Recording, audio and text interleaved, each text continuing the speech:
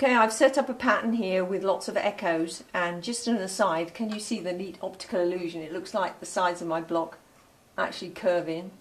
That's fun.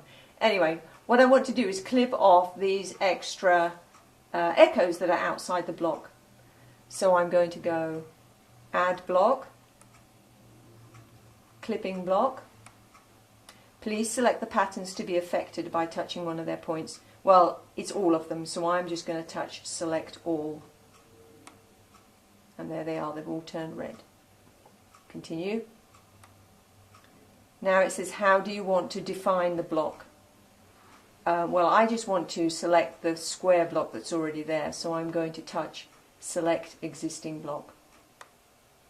Now you'll notice how the patterns have faded out a bit. This is so that we can see the blocks more easily, and so I can touch one of the reference points on the block more easily. And I've only got one block, so it's this one. That's my clipping block. Continue. And there IQ has cut off the excess block patterns, the echo patterns from around the block. It's in the right place. It's just exactly where I want it. So I'm going to touch Finished. And now I'm on this page which says Clipping Confirmation. And this is really asking me if the clipping is correct, if I selected the right block, but also it's going to let me choose how I want IQ to move from one point where the pattern exits the block to the next point where it needs to come back onto it. So if we come down here, you'll see Transition Type, Continuous. So at the moment, when IQ stitches around, I'm going to go up here. So when it stitches here, it's going to go here, here, and when it hits the edge of the block, it will just carry on stitching until it gets to the continuing, the continuation of that echo. So it'll stitch around the edge, which means every time, so when it comes down this echo, it's going to stitch across here, continue up there. Comes down this one, it's going to stitch across there, come up here. When it comes down here, it's going to stitch straight along and come up, which means you're going to have multiple stitching along here, which you may not want. So let's change this.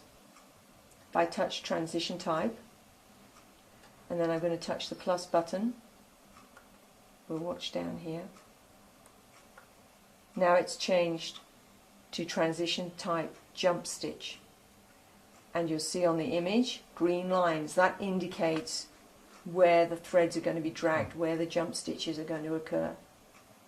And down here, it's got telling me the total number of jump stitches, which is 12.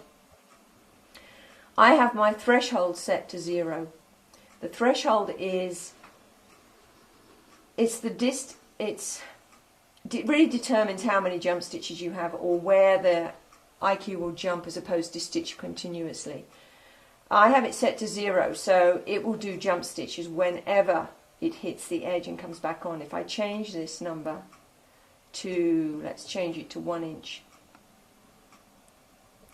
So now any distance between where the pattern goes off, touches the edge of the block, and where it re-enters the block, any distance that's greater than 1 inch, it will jump stitch. If the distance is less than 1 inch, it will just do a continuous line.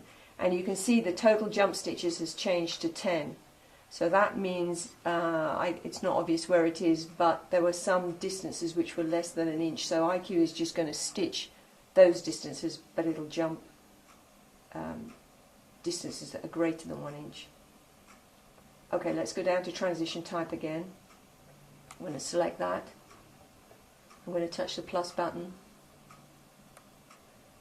and now the transition type has changed to tie off, and you can see what were green lines are now blue because IQ will now stop for me to cut the threads.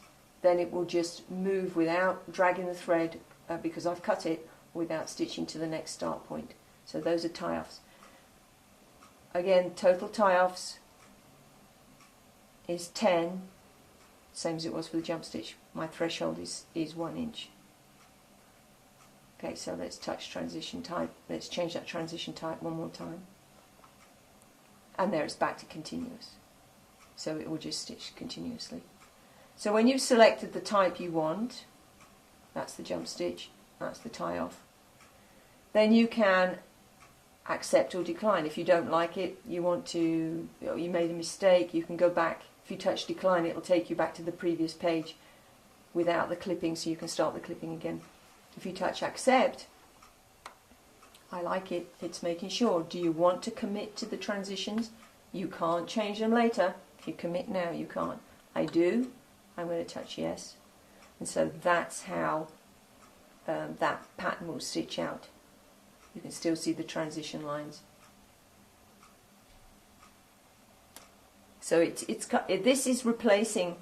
Before we had this choice in preferences, we could set the threshold, the clipping block threshold, and the no-sew zone threshold in preferences, and we had to go back to utilities to do it. Now we do it on the fly, so you can change it for every pattern you stitch out, which is much more convenient.